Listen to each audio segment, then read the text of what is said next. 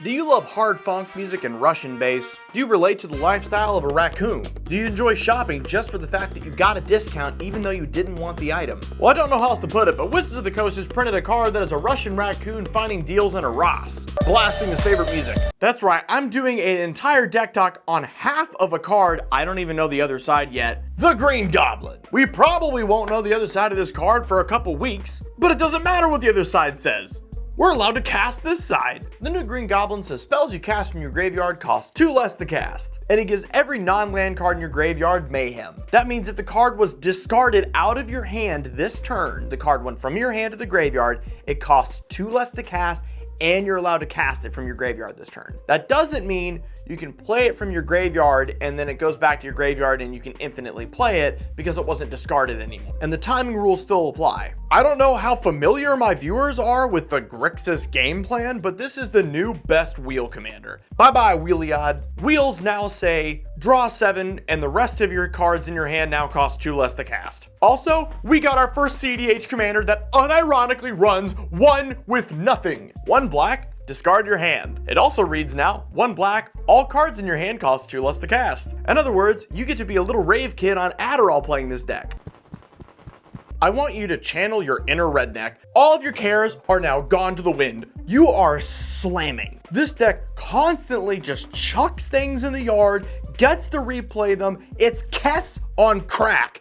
If Kess Dissonant Mage was in Breaking Bad, this is what she'd look like. And just what a fitting flavor that you're going full Goblin mode. I lovingly call this deck the Trash Panda. This deck has multiple graveyard shenanigan combos, insane value, and ways to play out the game like no other deck. And on top of that, we get to run quite literally every single wheel within the color, except for Time Twister. That would make no sense. And Winds of Change. That would also make no sense. Both of these don't go to the yard. But anyway, I digress. Let me teach you how to play the deck. To do so, I'm gonna show you the optimal opening hands, the combos you need to know for the deck, and how to win. So what's a perfect opening hand in Green Gobbo? 1, you want at least 2 lands. They're a 4 CMC commander. Normally, if you're going turbo, 1's enough, but not with a 4 CMC commander where it's most of your game plan. You want at minimum 1 mana acceleration rock. Thanks to Rebel's awesome video we got last week that we know with this 4 CMC commander, we want to be running mostly 2 mana package. So 2 lands, at least 1 mana rock, and either a tutor or a wheel. So with just 4 cards in hand, by turn 3, you should either be casting your commander or ramping out a draw spell. Then, once your commander's out, you get to cast the wheel, which you either got with the tutor or just had one,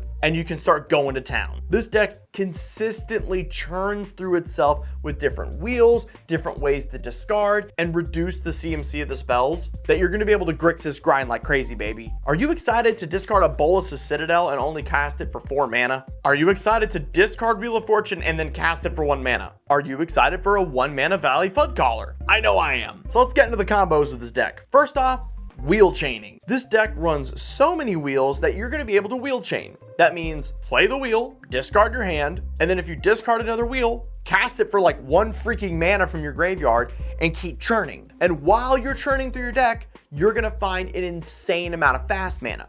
I've packed this deck with cards that normally would be considered bad fast mana because it's like 3 mana and then you get 4 mana back.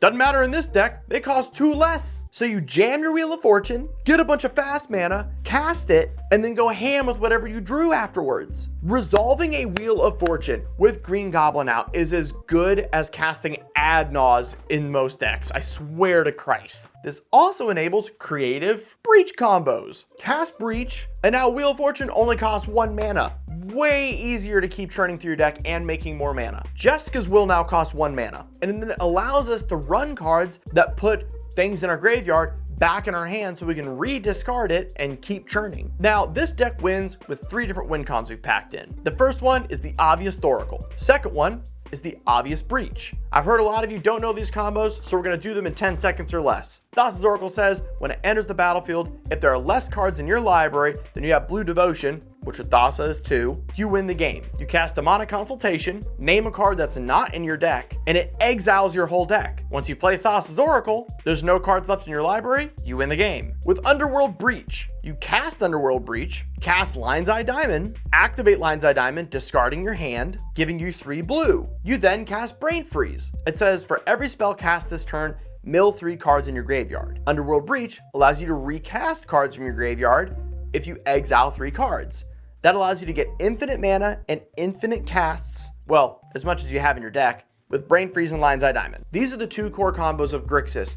Any deck that's Grixis at CDH plays these. But we also play Bolas's Citadel, baby. Bolas's Citadel is kind of a longer, forgotten win con. Not as many people play it. It's just not as prevalent anymore. The idea is you play Bolas's Citadel, and then you play Sensei's Divining Top. Sensei's Divining Top allows you to tap it, put it on top of your library. Bolas Citadel allows us to pay life for the cards on the top of our library. So, cast Bolas' Citadel, start casting things up top of your library for life instead of mana. Normally you can find a win that way, but if you get stopped because you end up finding a land, you can use Sensei's Divining Top to tap, put it on top of your library, drawing that land, and getting it out of the way. Then you just simply cast the Sensei's Divining Top for 1 health and keep going. But the magic of this commander is it makes all these win conditions cheaper, easier to find, easier to cast, and resilient. All right, let's check out the deck. Before we do, if you like playing Magic and you like good decks, hire me to make you a deck. Every Tuesday and Thursday, I have a live stream where I build decks for you guys custom. I spend hours before the stream making an awesome custom deck at any bracket level you want.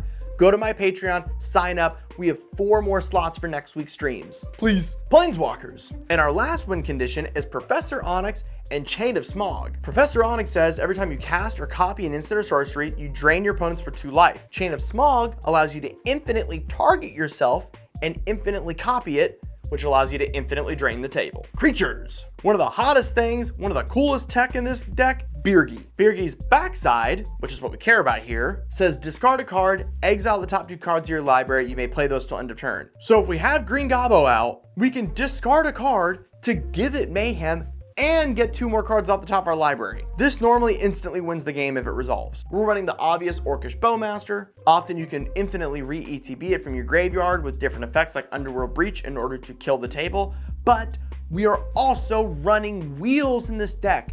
Wheels make everyone draw, which allows you to kill the table with Orcish Bowmaster.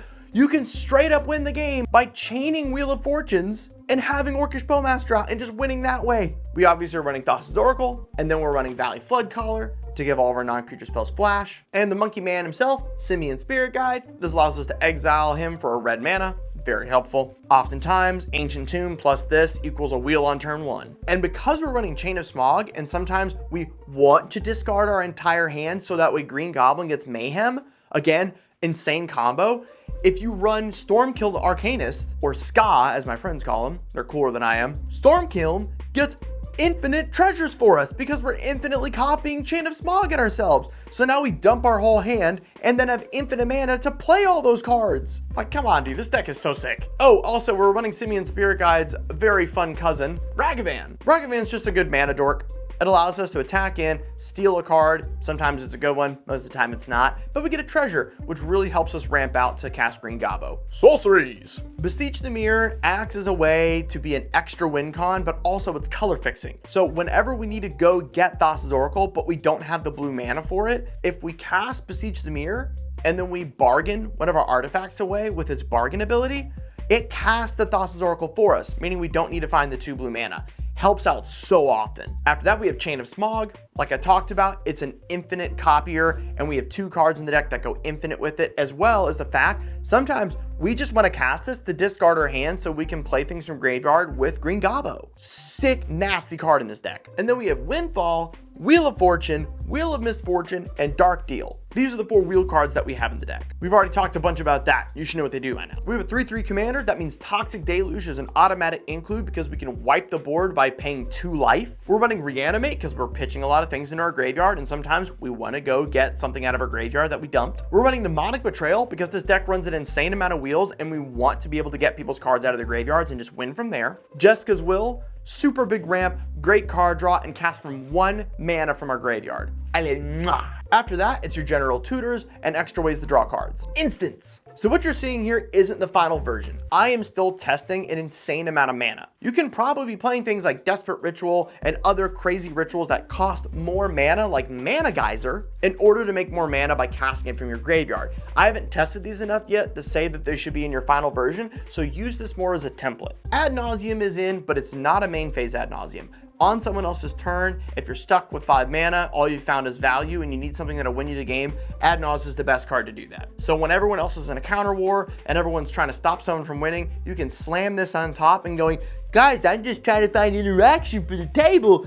Don't worry. And if someone does have a counter spell, and you know they're gonna do it and they throw it on the table, just say, hey man, I will let you tell me when to stop. I did this at a tournament recently and then I instantly flipped Necropotence. I did this at a tournament recently and then I instantly flipped Necropotence. Politic. One with nothing, the spice of the deck. This card has been mentioned as the worst Magic card ever printed by so many people, and they couldn't be more wrong. This is an extremely powerful effect in a lot of decks already, but this deck finally showcases how bonkers it is. One with nothing, auto include, cracked card. After that, we have a regular interaction package. As you can see, we got Tainted Pact and Demonic Consultation for the Thassa's Oracle combo. And of course, we're running Gifts Ungiven and Intuition because we want things in our graveyard. Sadly, these don't discard, so it's not gonna allow us to use the Mayhem because these cards actually don't go to hand. But we're running Underworld Breach. Of course, we wanna run these. Artifacts. So obviously, we don't wanna wheel ourselves into nothing, and we definitely don't wanna cast One with Nothing with no backup plan, so I've added Conqueror's Flail to the deck. If you cast One with Nothing, Conqueror's Flail is now free from your graveyard. So it makes it way more powerful in this deck, like insanely more powerful. It's literally free. As well as that, Defense Grid, free from your graveyard after you won with nothing. Oh, what's that? Grim Monolith? Free. All of the talismans? Free. But y'all, it's ready for the spice. Are you ready for the spice? That's right, Teferi's Puzzle Box. But DefCat, the cards go at the bottom of the library. I know it's not wheeling, people. Hear me out. A lot of our game plan is Bowmaster. Teferi's Puzzle Box is 2 mana from our graveyard once we wheel it. If we have Orcish Bowmaster out, that's like 6-7 damage every turn with this thing. Give it a shot. You know how we work here on this channel. We're messed up. And of course, Bolas' Citadel, as we talked about before. Enchantments. It's the usual, but it's missing something normally. You normally try to run Necrodominance or Necropotence. But this deck, you really want to discard cards in, so it's awful in this deck. It often is a huge non-bow. Don't run them. If you want to run Necropotence, go find another Grixis deck. I hope this deck tech was informative. I hope you guys are as excited for this commander as I am. It looks amazing. I can't wait to learn what the front side is, even though it probably won't matter. I bet it'll be like Silas to our Rograk. Ladies and gentlemen, if you've made it this far, you're probably invested in this channel. I'm really asking you, go check out my Patreon. I'm trying to make a full-time living and just do it through YouTube and Patreon. I really hope you guys enjoy it. I'm trying to make custom decks every Tuesday and Thursday on live stream for you, or get your deck roasted. Thank you so much for watching. I hope you have a wonderful week, and God bless.